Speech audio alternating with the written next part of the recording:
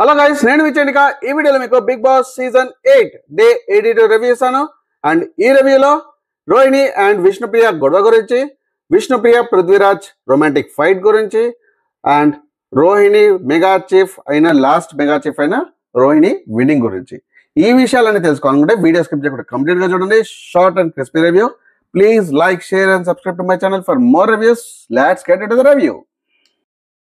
Open చేసే mega chief race కి మరో టాస్క్. అండ్ ఈ టాస్క్ నిన్న విశ్వక్సేన్ వదిలేసిన ఆటోలో ఎక్కువసేపు ఎవరో ఉంటే, లాస్ట్ వరకు ఎవరు ఉంటే వాళ్ళు winners.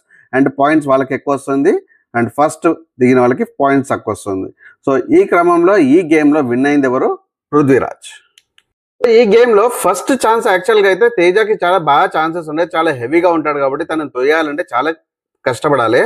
But Prithviraj already start చేశాడు తొయ్యడం. అండ్ తేజ డిఫెండ్ మోడ్ లో వెళ్ళిపోయాడు. అండ్ పృథ్వీరాజ్ కి Vishnupriya as well as Yashmi కూడా సపోర్ట్ చేసినందుకు తేజ ఫాస్ట్ గా బయటకు వచ్చేసాడు. అండ్ ఇక్కడ యష్మి గొడవ పడుతుంది తేజ తోటి, నువ్వు ఫస్ట్ ఎవరిని తొయ్యాలి అంటే ఎక్కువ పాయింట్స్ ఉన్న తొయ్యాలంటే. అంటే సో ఇక్కడ ఎక్కువ పాయింట్స్ ఉన్న తొయ్యాలంటే రోహిణిని ఎందుకు తోస్తాడు అంటే, మీరు ముగ్గురు మటుకు గ్రూప్ గేమ్ ఆడొచ్చు, తన మటుకు గ్రూప్ గేమ్ ఆడద్దా అంటే నీకో న్యాయం తనకో న్యాయమా? అందుకని యష్మిని తోసేశారు. అసలు యష్మి తను అనుకుంటుంది తన ఒక గ్రూప్ ఉందని చెప్పేసి Yashmi last choice, last option Yashmi and Nabil last option కే బ్యాచ్ లో. ఎందుకంటే ఎవరు లేకపోతే వాళ్ళని తీసుకుంటారు, కానీ యష్మి అండ్ నబిల్ని లాస్ట్ ఛాన్స్ లో ఉంటారు ఎప్పుడు కూడా. పృథ్వీ, విష్ణుప్రియ అండ్ నిఖిల్ బ్యాచ్ లో ద మెయిన్ ప్రయారిటీ బ్యాచ్. ఎందుకు అంటే Nikhil and Prithvi main, and Prithvi maximum విష్ణుప్రియకి ఇస్తాడు యష్మితో కంపేర్ చేసుకుంటే. తేజ తర్వాత రోహిణి బయటకు వచ్చింది ఆటోలో నుంచి. అండ్ అక్కడ తను తీసుకున్న పొజిషన్ కరెక్ట్, సేఫ్ పొజిషన్ తీసుకోలేదు. అండ్ బ్యాక్ సైడ్ నుంచి ముందుకి కరెక్ట్ గా రావాల్సిండే, బట్ ఇక్కడ రాలేదు.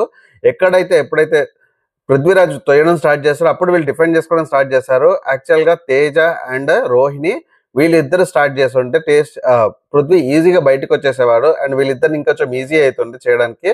బట్ వాళ్ళు అక్కడ డిఫెండ్ మోడ్ లో పడిపోయేసరికి గెలవడానికి ఛాన్స్ రాలేదు ఈ గేమ్ లో. యష్మికి పృథ్వీరాజ్ పైన బాగా ఎక్స్పెక్టేషన్స్ ఉండి సేవ్ చేస్తాడేమో అనుకుంటే, బట్ విష్ణుప్రియకే సపోర్ట్ చేశాడు. అండ్ వీళ్ళిద్దరు కలిసి యష్మిని బయటికి పంపించారు.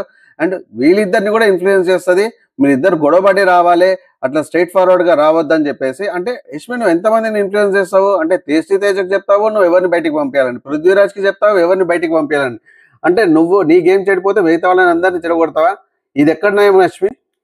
టైంలో రోహిణి వర్సెస్ విష్ణుప్రియ అయింది. అండ్ రోహిణి అన్నట్టు నీకు ప్రయారిటీ పృథ్వీరాజ్ కాబట్టి నువ్వు ఫైట్ చేయకుండానే బయటకు వస్తావు అని చెప్పేసి. ఎస్, విష్ణుప్రియ జస్ట్ సింపుల్ గా యాక్సెప్ట్ చేయాల్సిన, అవును నాకు ప్రయారిటీ పృథ్వీ, సో నేను యాక్సెప్ట్ చేస్తాను, నాకు 40 పాయింట్స్ చాలు, నేను బయటకు వస్తానని చెప్పేసి యాక్సెప్ట్ చేస్తే ఇంకా బాగుంటుండే.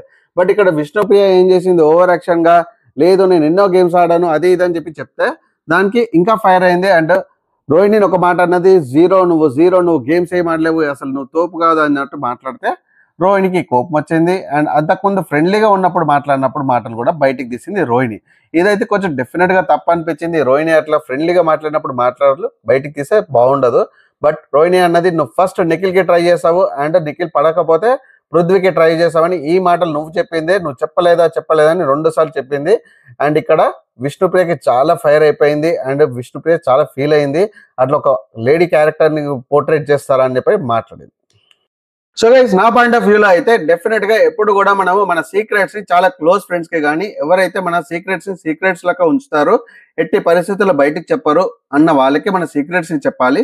లేదా అంటే ఈ రోజు జరిగిన రోహిణి అండ్ విష్ణుప్రియ గొడవలాగానే ఉంటుంది. రోహిణికి కోపం వచ్చింది, సో ఫ్రెండ్లీగా ఉన్నప్పుడు విష్ణుప్రియ చెప్పిన మాటలు రోహిణి ఇప్పుడు బయట పెట్టింది.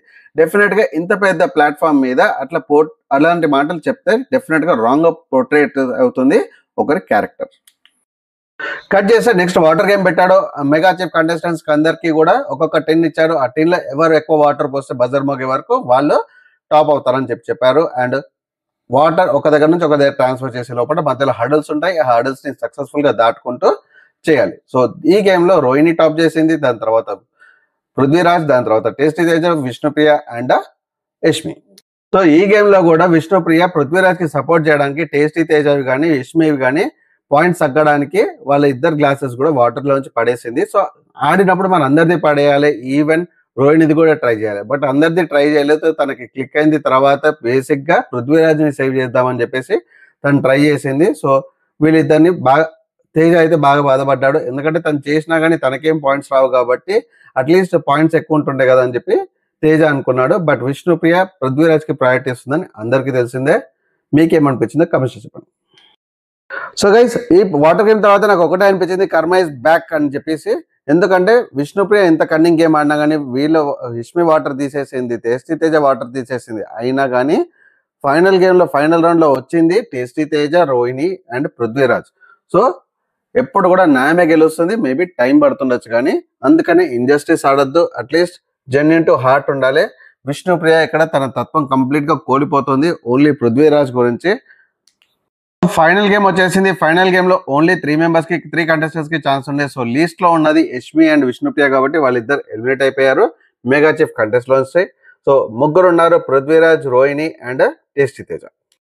ఈ గేమ్ లో సీసాలో ఒక సైడ్ కంటెస్టెంట్స్ ఉండాలి, ఇంకో వైపు కుండ పెడతారు. అండ్ మిగతా కంటెస్టెంట్స్ అందరు కూడా ఎవరైతే అనర్హులో, ఎవరైతే వాళ్ళని మెగా చీఫ్ కంటెస్టెంట్ గా చూడొద్దు అనుకుంటున్నారో వాళ్ళు 2 కప్స్ శాండ్ దాంట్లో వేయాలి, ఆ కుండలో వేయాలి. అండ్ ఎవరిది కుండ అయితే ఫస్ట్ పగిలిపోతుంది, లాస్ట్ వరకు ఉంటుందో వాళ్ళే మెగా చీఫ్ నెక్స్ట్ వీక్ కి. ఈ గేమ్ లో ప్రేరణ, నిఖిల్ అండ్ అవినాష్ రోహిణికి సపోర్ట్ చేస్తే మిగతా వాళ్ళందరూ కూడా పృథ్వీకి సపోర్ట్ చేశారు. సో టేస్టీ తేజ దాంట్లో ఆల్మోస్ట్ ఆల్టర్నేట్ గా అందరు పోసారు.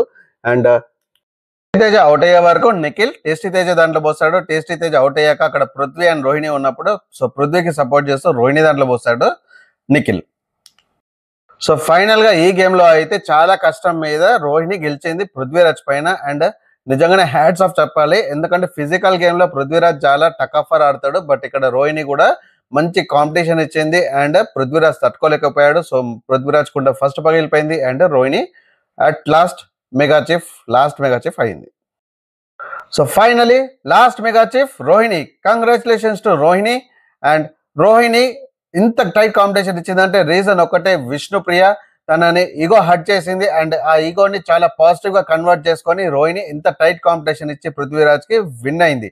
సో ఇక్కడ చాలా మంది హ్యాండ్ ఇచ్చారు, యష్మి స్పెషల్లీ యష్మి అండ్ నబిల్ వీళ్ళిద్దరు హ్యాండ్ ఇచ్చినా కానీ రోహిణి విన్ అయింది డెఫినెట్. సో గైస్, ఈ రోజు ఈ గేమ్ తర్వాత నబిల్ కంప్లీట్ గా రోహిణికి సపోర్ట్ చేయకుండా పృథ్వీరాజ్ కి సపోర్ట్ చేసిండు. బట్ డెఫినెట్ గా నాకు అర్థం కాలేదు, నిన్న నిఖిల్ కి సపోర్ట్ చేసిండు, ఈ రోజు పృథ్వీరాజ్ కి సపోర్ట్ చేసిండు. నబిల్ కి సాక్రిఫైస్ చేస్తున్నాడా, లేకపోతే నబిల్ వీళ్ళని వద్దనుకొని వాళ్ళతో సపోర్టివ్ గా ఆడుతున్నాడా? కొంచెం సేపు వీళ్ళతో ఆ కుమ్మక్కాయ ఆడడం, కొంచెంసేపు వాళ్ళతో కుమ్మక్కాయ ఆడడం, ఇక్కడ ప్రజలు ఎవరు నమ్మరు నబిల్ ని ఇలా చేస్తే.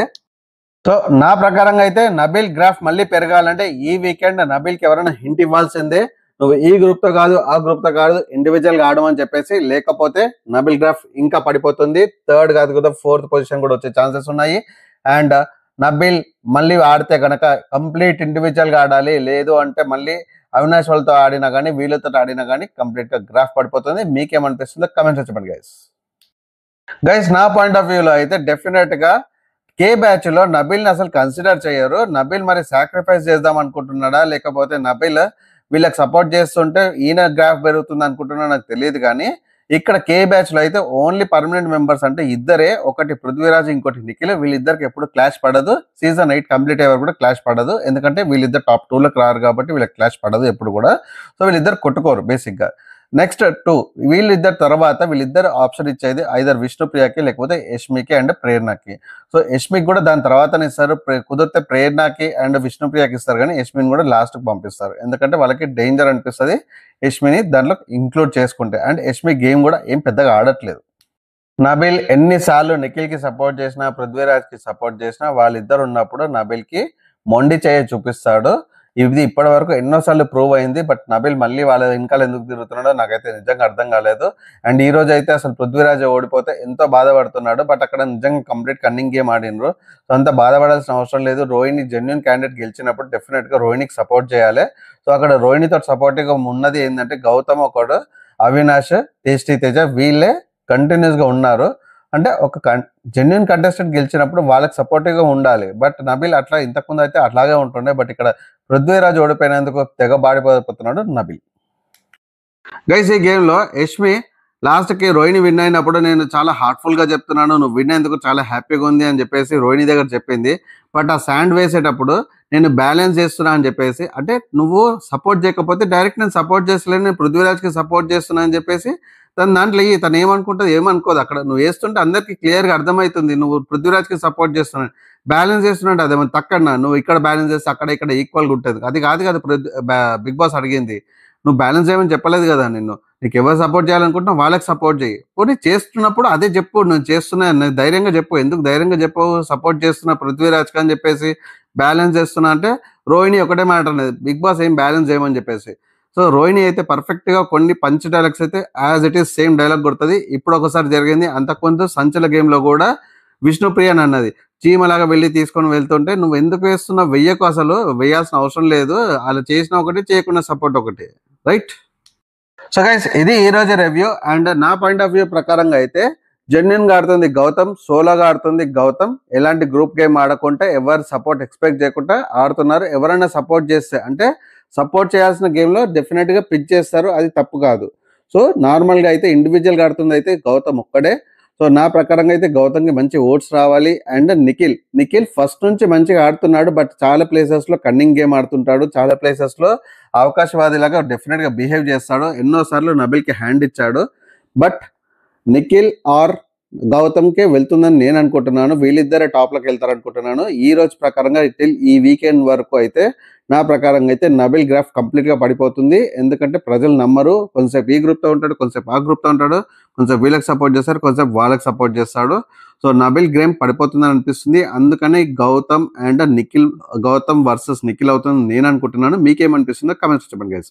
And thanks for watching. Please like, share and subscribe to my channel for more reviews. నేను మీ చడికా signing off for the day.